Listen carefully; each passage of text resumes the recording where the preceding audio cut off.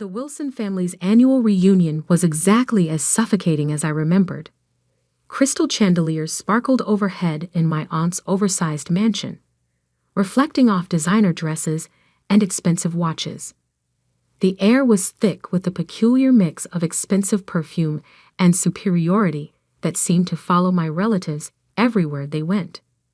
I stood in the corner, watching my cousins compete for attention with stories of their latest achievements.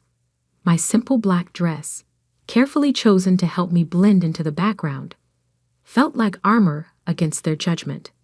"Olivia," my Aunt Patricia's voice cut through the chatter. "I almost didn't see you there. Still working as a secretary, dear." I took a small sip of champagne, hiding my smile behind the glass. "Administrative assistant, actually." "Oh," she raised a perfectly manicured eyebrow. "Still at that little consulting firm? What was it called again?" "Summit Solutions," I replied quietly. My cousin Ethan, fresh from making partner at his father's law firm, couldn't resist joining in. "Come on, Liv. I could get you a real job. Something with actual career potential." I thought about the stack of contracts waiting for my signature back at my office. My real office, not the carefully maintained cover I showed the world. "I'm happy where I am, thanks." "Happy?" Aunt Patricia's laugh could have cut glass. "Darling, you're wasting your potential. Your cousins are all executives, partners, real business people, and you're still pushing paper for someone else. If only they knew that someone else was me." The story of how I built my empire in secret started 10 years ago, in this very house. I was fresh out of business school, armed with an MBA and a revolutionary idea for restructuring failing companies. I'd spent months perfecting my pitch, convinced that my family's vast business connections would help launch my career. Instead, they laughed. "Consulting?" Uncle Robert had scoffed. "Leave that to the big firms, girl. Join the family business. Start in the mailroom. Work your way up like everyone else." Everyone else meant my male cousins, of course. The Wilson family's idea of success was strictly defined and strictly controlled. They'd built their fortune through a network of companies, each headed by a carefully chosen male heir.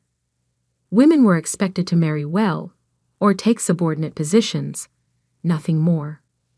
That night, I made 2 decisions that would change everything. First, I would build my own company without their help or knowledge. Second, I would make them regret every dismissive word. Summit Solutions began in a tiny office above a Chinese restaurant. My savings covered the rent, barely. But I had something more valuable than money. I understood how companies worked, how they failed, and most importantly, how to fix them. My first client was a small manufacturing firm on the verge of bankruptcy. The owner had been turned down by every major consulting firm in the city. I spent 3 months restructuring their operations, streamlining processes, and negotiating with creditors. 6 months later, they were profitable again. Word spread quietly through business circles about the mysterious consulting firm that could save dying companies. I hired carefully, choosing people who shared my vision and my discretion. Every employee signed ironclad NDAs. My name never appeared on any public documents. I was simply the CEO. As Summit Solutions grew, I maintained my cover as a low-level employee. I kept the tiny office above the restaurant, even as we expanded into a sleek downtown headquarters. When family members asked about my job, I described mundane administrative tasks, watching their eyes glaze over with disinterest. The deception wasn't just about pride, it was strategy. The Wilson family's business empire was built on acquiring struggling companies at rock-bottom prices. My firm's specialty was saving those same companies before they became vulnerable to hostile takeovers. We worked in the shadows, quietly thwarting my family's predatory practices while building our own success. Now, 10 years later, Summit Solutions was one of the most influential consulting firms in the industry. We had offices in 12 cities, a client list that included Fortune 500 companies, and a reputation for turning failing businesses into success stories. And not one of my smirking relatives had any idea. "More champagne, dear." Aunt Patricia's voice yanked me back to the present. "Though perhaps you should stick to water. I imagine your salary doesn't leave much room for expensive tastes." I accepted the champagne with a practiced smile. "Thank you, Aunt Patricia. How's Uncle Robert's new acquisition going?" "Williams Manufacturing, wasn't it?" Her smile faltered slightly. "There have been some complications. Nothing Robert can't handle, of course." What she didn't know was that those complications were my doing. Williams Manufacturing had been a target of my uncle's hostile takeover attempt. They'd reached out to Summit Solutions 3 months ago, desperate for help. Now they were implementing our restructuring plan, their stock price was rising, and Uncle Robert's attempt to seize control was falling apart. "I heard they hired some consulting firm," my cousin Ethan added. "Probably throwing good money after bad. Those consultants are all the same. Big promises, no results." I hid another smile. Summit Solutions' fee for saving Williams Manufacturing was more than Ethan would make in 5 years at his father's firm. "Oh, which firm?" "Summit something," he waved dismissively. "Nobody important. Dad says their CEO won't even show their face. Probably some trust fund kid playing at business." My phone buzzed in my clutch. A message from my actual assistant. "Emergency meeting tomorrow, 9 a.m. Wilson Ventures representatives requesting merger discussion Williams Manufacturing. Urgent response needed." I scanned the message twice, realization dawning. They were finally admitting defeat with Williams Manufacturing. After failing to acquire the company, they were now seeking a merger, which would require approval from Williams' consulting firm. My firm. Tomorrow morning, my family would walk into a meeting expecting to strong-arm their way into a merger.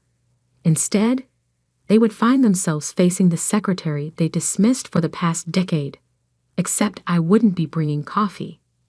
I would be sitting at the head of the table. "Everything all right, dear?" Aunt Patricia asked, noticing my expression. I finished my champagne and gave her my brightest smile. "Perfect, actually. I should head home. Early meeting tomorrow." "Oh? Taking notes for someone important?" "Something like that," I replied, already planning what I would wear. Something exactly like that. The next morning, I stood in my private elevator, ascending to Summit Solutions' executive floor. Gone was the simple black dress from last night's reunion. Today, I wore a tailored channel suit in deep navy, a power color for a power move. My assistant, Maya, waited at the elevator doors with a tablet and knowing smile. "The Wilson Ventures team arrived early," she reported as we walked. "Your uncle seems particularly anxious to meet Summit's CEO." "I'm sure he is." I checked my reflection in a glass wall. "Perfect. Are they in the main conference room?" "Yes, along with Mr. Harrison from Williams Manufacturing." Maya's eyes sparkled with anticipation. "Your cousin Ethan is there too. Apparently, he insisted on handling the legal aspects personally." I smiled, remembering Ethan's condescending offer of a real job just yesterday. "Who else from the family?" "Your Aunt Patricia came as moral support, though she's not officially part of the meeting. And your cousin James, he's representing Wilson Ventures' finance department." A perfect audience. I checked my watch. 8:57 a.m. Had they been served coffee? Your aunt complained that there was no one to serve it. Maya's grin widened. I told them the administrative assistant would be in shortly. I almost laughed. For 10 years, I played the role of invisible support staff whenever family members visited the office. They never looked closely at the quiet woman who brought their coffee or took their coats. It had been the perfect cover. "Give me 2 minutes," I said, "then bring in the contracts." I could hear voices through the conference room's heavy doors, my uncle's authoritative tone, Aunt Patricia's sharp laugh, Ethan's smug commentary. Taking a deep breath, I pushed the doors open. The conversation stopped abruptly. My uncle sat at one end of the long table, apparently having assumed the power position. Ethan and James flanked him, both in expensive suits that screamed family money. Aunt Patricia perched nearby, examining her manicure with practiced disinterest. Mr. Harrison from Williams Manufacturing sat alone on the other side, looking uncomfortable. Finally, Aunt Patricia sighed. "We've been waiting for coffee for." She stopped, really looking at me for the first time. "Olivia? What are you wearing? And why aren't you carrying coffee?" I walked calmly to the head of the table, the seat directly opposite Uncle Robert. "I don't serve coffee anymore, Aunt Patricia. In fact, I never really did." "What is this?" Uncle Robert demanded. "Where is Summit's CEO? We were promised a meeting with the actual decision-maker." "You have been." I sat down, enjoying the confusion on their faces. "I am the CEO of Summit Solutions. I have been since I founded the company 10 years ago." The silence that followed was deafening. Ethan's mouth opened and closed like a fish out of water. James dropped his pen. Aunt Patricia's perfectly maintained composure cracked. Uncle Robert recovered first, his face reddening. "This is absurd. You're a secretary." "No," I said calmly. "That was a cover. A very effective one, apparently, since none of you ever looked past it. You were so convinced I couldn't be successful that you never noticed I already was." Maya chose that moment to enter with a stack of contracts. She distributed them efficiently, then took her place standing behind my chair.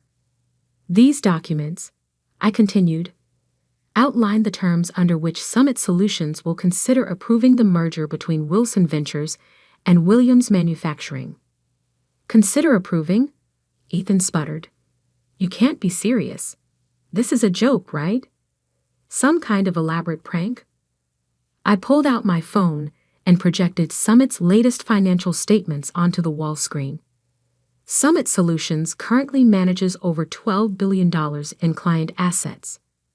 We have a 94% success rate in corporate restructuring, and our approval is required for any major changes to Williams Manufacturing's business structure. I smiled at my stunned relatives. "Does that look like a joke to you?" "This is impossible," Aunt Patricia whispered. "You're nothing. You've always been nothing." "That's exactly what you were meant to think." I turned to Mr. Harrison. "Would you like to explain to my family why you chose Summit Solutions over Wilson Ventures' original offer?" Mr. Harrison straightened in his chair. "Summit's reputation is unparalleled. When Wilson Ventures attempted their hostile takeover, Summit's restructuring plan saved our company. We've increased profits by 47% since implementing their strategies." "Restructuring plan?" James looked like he might faint. "The plan that destroyed our acquisition attempt. That was you, among others." I began listing cases on my fingers. Peterson Electronics, which you tried to acquire last year. Maritime Shipping, which you underbid on last quarter. The Davidson Group, which mysteriously recovered just before you could buy them out. I leaned forward. "For 10 years, I've been quietly undermining every predatory acquisition attempt your company has made." Uncle Robert's face had turned an alarming shade of purple. "You deliberately sabotaged family business." "No," I corrected. "I built my own business, one that helps companies survive instead of devouring them for parts. The fact that it interfered with your plans was just karmic bonus." "This is ridiculous," Ethan declared, standing up. I'm calling our lawyers. Sit down, Ethan. My voice carried an authority that made him freeze. You really should read those contracts in front of you, the ones your firm spent months trying to secure for this meeting. I watched realization dawn on his face. That's right. Your law firm's biggest client this year. That was me too. Maya stepped forward with another document. This is a summary of Summit's current market position and liquid assets. You'll note that we're now in a position to acquire controlling interest in Wilson Ventures if we choose. The room erupted in chaos. Aunt Patricia was practically hyperventilating. James was frantically checking the numbers on his phone. Ethan had collapsed back into his chair, looking shell-shocked. This is blackmail, Uncle Robert growled. No, I said quietly. This is business. The kind you taught me, I'd never be capable of handling. I stood up, smoothing my jacket. You have until 5 p.m. today to review the merger terms. They're very generous, considering our position. If you decline, Summit Solutions will begin purchasing Wilson Ventures stock on the open market tomorrow morning. I headed for the door, then paused. Oh, and Aunt Patricia, that champagne you so graciously offered me last night. I own the vineyard that produces it. Bought it last year. The coffee you were so desperate for this morning. That chain too. I smiled sweetly. Turns out my salary does leave room for expensive tastes after all. The door closed behind me on their stunned faces. In my private office, I finally allowed myself a moment to process what had just happened. 10 years of careful deception, of playing the invisible underachiever, had led to this moment. Maya appeared with a real cup of coffee, my favorite blend from my own coffee chain. Was it worth the wait? I thought about all the times I'd served coffee in this very office, watching my family dismiss me, underestimate me, write me off as nothing more than a secretary. Every single second. My phone buzzed. Messages already pouring in from family members who must have heard about the meeting. I silenced it without looking. They'd have plenty of time to process their new reality. Right now, I had an empire to run. And for the first time in 10 years, I could finally do it without hiding who I really was. The next 48 hours were exactly what you'd expect when a family built on power and appearances suddenly discovers they're not at the top of the food chain anymore. The messages started pouring in almost immediately after the meeting. Aunt Patricia, darling, let's discuss this over lunch. You always were my favorite niece. Ethan, come on, Liv. We were just joking around. Families should stick together. James, you can't do this to us. We're blood. I ignored them all, focusing instead on the rapid-fire emails from Wilson Ventures board members. They weren't stupid. They could see which way the wind was blowing. By noon, they had scheduled an emergency board meeting. By 3, they had voted to accept Summit's merger terms. Uncle Robert, predictably, didn't go quietly. You've betrayed this family.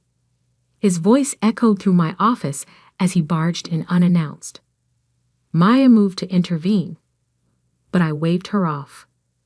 Let him have his moment. Actually, I said, not looking up from my computer, I'd say I learned from this family. Isn't this exactly what you taught us? Seize power, eliminate competition, never show weakness. We gave you everything. That made me laugh. You gave me nothing, less than nothing. You taught me that I would never be good enough, that my only value was in supporting the men in the family. So I'd built something better. By deceiving everyone for a decade, I finally looked up at him. By letting you deceive yourselves, you saw exactly what you expected to see. A quiet, unambitious woman who knew her place. That was your mistake, not mine. The fight seemed to drain out of him suddenly. He sank into one of my visitor chairs, looking older than I'd ever seen him. Why reveal yourself now? You could have continued operating in secret. Because it was time. I closed my laptop. Williams Manufacturing isn't the only company you're trying to acquire. There's Thompson Electronics, Maritime Solutions, at least 3 others. Companies with good people, solid products, that just need help restructuring. I'm tired of watching you destroy them. It's business, he protested weakly. No, it's greed. And it stops now. I handed him a folder. These are the final merger terms. Summit Solutions will acquire a controlling interest in Wilson Ventures. We'll restructure the company to focus on building businesses up, not tearing them down. You can stay on as a consultant if you accept the new direction. If not, your golden parachute is outlined on page 3. He opened the folder with trembling hands. You've thought of everything. I learned from the best.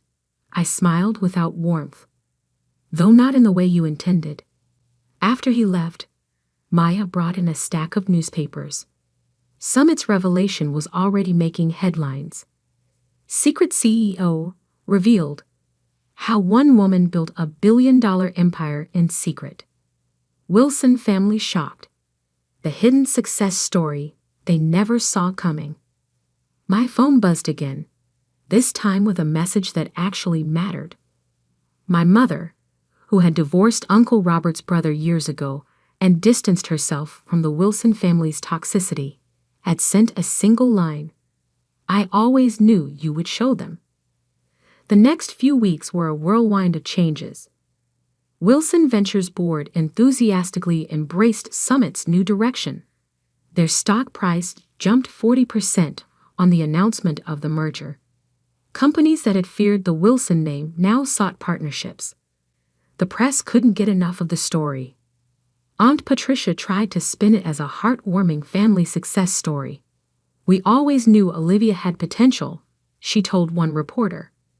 This just proves that the Wilson spirit of entrepreneurship runs in the blood.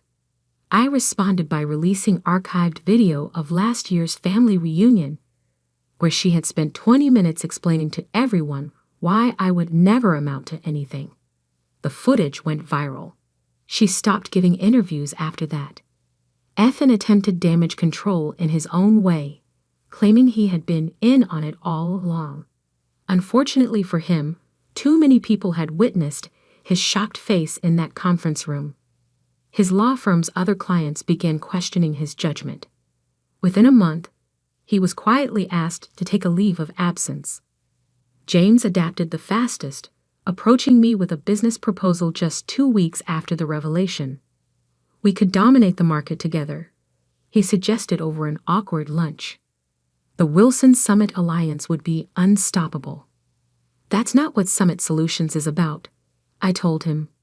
We don't dominate, we elevate. The real changes came in the quieter moments. The young intern who tearfully thanked me for showing her that success didn't require compromising her principles. The female executives who started reaching out, sharing their own stories of being underestimated. The business schools that invited me to speak about building ethical success in a cutthroat world. 3 months after the revelation, I stood on a stage accepting the Business Innovation Award. Looking out at the audience, I saw my mother sitting in the front row, beaming with pride. Behind her sat several of my former administrative assistants, all women who had helped maintain my cover while building their own careers within Summit.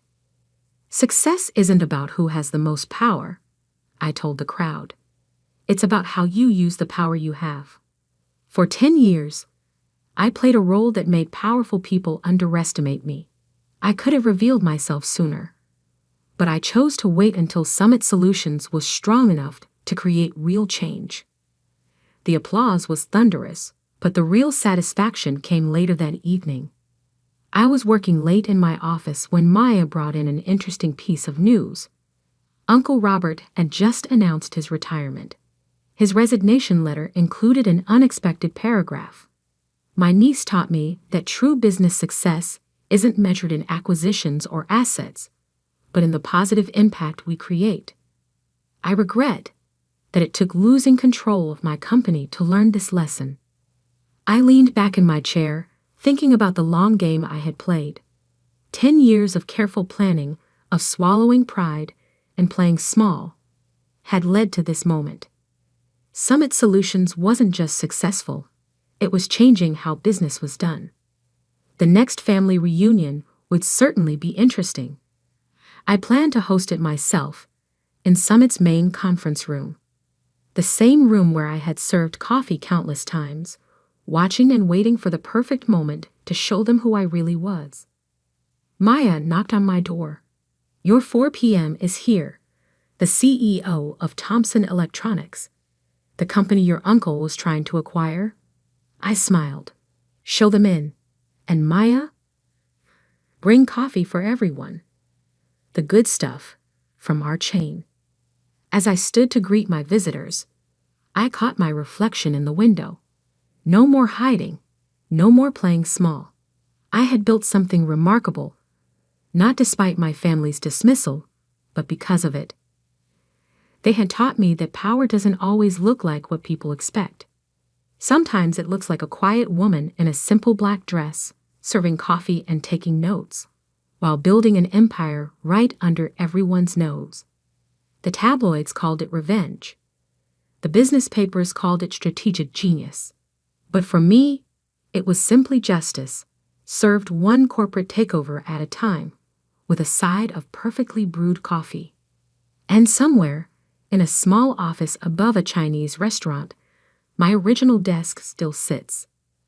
I keep it as a reminder that success doesn't always wear designer labels or demand attention. Sometimes it works quietly, patiently, building something extraordinary while the world looks the other way. That's the real secret to success, not the power you show, but the power you build when no one's watching.